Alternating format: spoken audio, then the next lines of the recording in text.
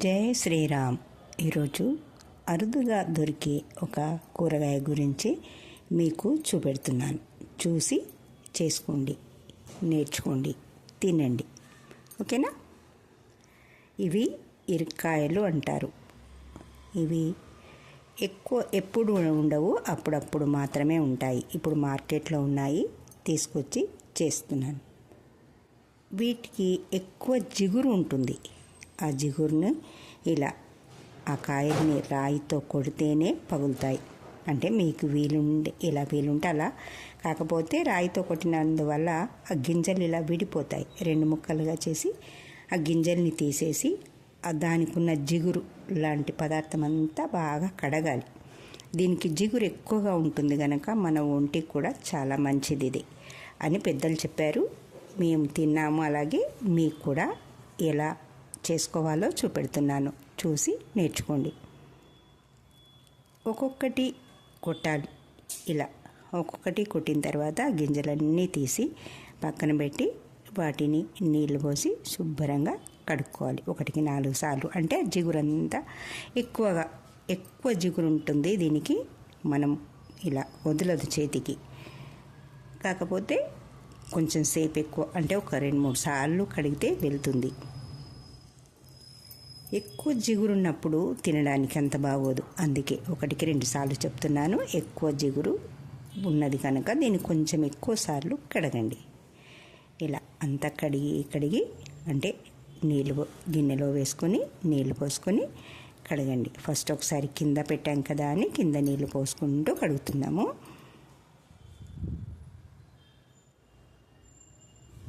ఇలాంటి పూర్వకాలం నాడు పెద్దలు చేసి ఇలాంటి కూరగాయలు మనకు ఒంటికి తినబెట్టారు కనుకనే బలంగా ఉన్నాం. ఇప్పుడు కూడా ఇలాంటివి తినడం వల్ల, అంటే ఇప్పుడు దొరుకుతున్నాయి మళ్ళీ. అందరూ ఈ మధ్యకాలంలో కొంతకాలం నుంచి ఇవి దొరకలేదు. ఇప్పుడిప్పుడే మళ్ళీ మార్కెట్లో వస్తున్నాయి. ఎప్పుడెప్పుడు ఇలాంటివి అంటే ఎక్కడెక్కడో ఊర్లలో ఉండేటివి దొరికేది కాదు కొన్ని నాళ్ళు. ఈ మధ్యన దొరికింది కనుక ఇవి చేసుకుంటున్నాం. వీటిని ఎలా చేయాలో మీరిప్పుడు చూడండి. మామూలుగా కూరగాయకి ఎలా చేస్తాము? కూరగాయలు చిన్నగా తరిగి మనకంటే నచ్చే విధంగా, చిన్న సైజా పెద్ద సైజా, మన ఇంట్లో ఎలా తింటారు, పిల్లలు ఎలా ఇష్టపడతారు అలావన్నీ చిన్నగా కట్ చేసుకొని పచ్చిమిరపకాయలు, ఉల్లిపాయలు, కరివేపాకు, అల్లం వెల్లుల్లి ఇలా అన్నీ రెడీ చేసి పెట్టుకొని వీటిని కూడా, అంటే కొంచెం గట్టిగా ఉంటాయి కనుక వీటిని ఒకసారి ఉడకబెట్టి వార్చేద్దాం. అంటే మెత్తబడాలి. ఒకేసారి పులుసులో బాగా మరగబెడితే అంత టేస్ట్ రాదు. పులుసు ఎక్కువ మరుగుతుంది కనుక టేస్ట్ ఉండదు. దీన్ని ఒకసారి ఉడకబెట్టి, అంటే ఉడికేంత వరకు నీళ్ళు పోసి పొయ్యి మీద పెట్టి ఉడకనిచ్చి ఇలా ఉత్తి చూస్తే తెలుస్తుంది మనకు అది కాయ ఉడికిందా లేదా అనేది. ఉడికిన తర్వాత ఆ నీళ్ళు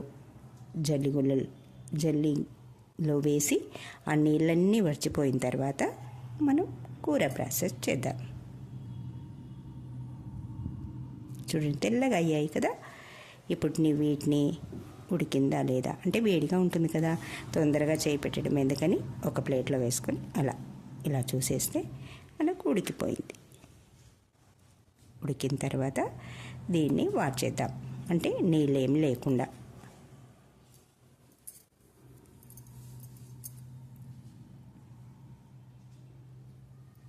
ఇప్పుడు వేరే గిన్నె పెట్టుకొని దాన్ని పోపు దినుసులు మామూలే కదా, 2 చెంచాల నూనె వేసి జీలకర్ర, ఆవాలు, ఉల్లిపాయలు, కరివేపాకు, కొత్తిమీర ఇవన్నీ వేయించి, అల్లం వెల్లుల్లి కూడా వేసి వేయించి